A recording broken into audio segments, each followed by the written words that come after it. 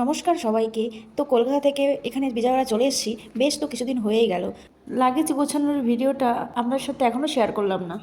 সব কিছু যখন শেয়ার করি, এটাও কেন শেয়ার করবো না? তো বাড়িতে বাড়িতে যখন যাই তখন জিনিসপত্র তেমন কিছুই নিয়ে যাই না। এই একটা দুটো আমার যে জামা কাপড় পরে যায় সেটা বাদ ছাড়া আর তেমন কোনো কিছুই নিয়ে যাই না। কিন্তু বাড়ি থেকে যখন এখানে আসি তখন লাগেজ ভর্তি করে নিয়ে আসা হয়, মানে না ধরলেও চেপে চেপে চেপে চেপে জিনিসপত্র ঢুকিয়ে রাখা হয়।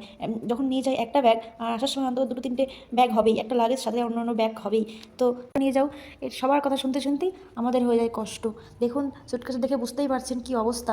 তো আমি ঠিক করেছি, এবার ঠিক করেছি আমাদের দুজনের জামা কাপড় দুটো লাগেজের মধ্যে রাখবো, কেননা একটার মধ্যে রাখলে না খুব প্রবলেম হয়। যেহেতু আমাদের এখানে আলমারি শোকেস বলতে কিছুই নেই, ওই জন্য এদিক সেদিক যাওয়ার যে জামা কাপড়গুলো সেগুলো লাগেজের মধ্যে রেখে দিয়েছি।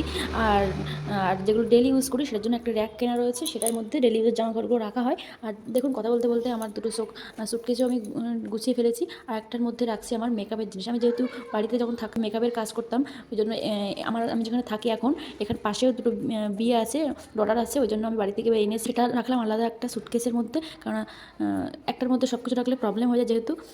আর বাড়ি থেকে আবার প্রচুর জিনিস আনা হয়ে গেছে, প্রচুর জিনিস পুরো সুটকেসের মধ্যে দৌড়ছিল না, চেপে চেপে রাখা হয়েছিল। অনেকদিন পর বাড়িতে গেলে তো এটা হবেই, মা কিছু জিনিস দেবে, শাশুড়ি মা কিছু জিনিস দেবে, তাও তো অনেক কিছু আনতেই পারিনি, তো যেটুকু সম্ভব সেটুকুই।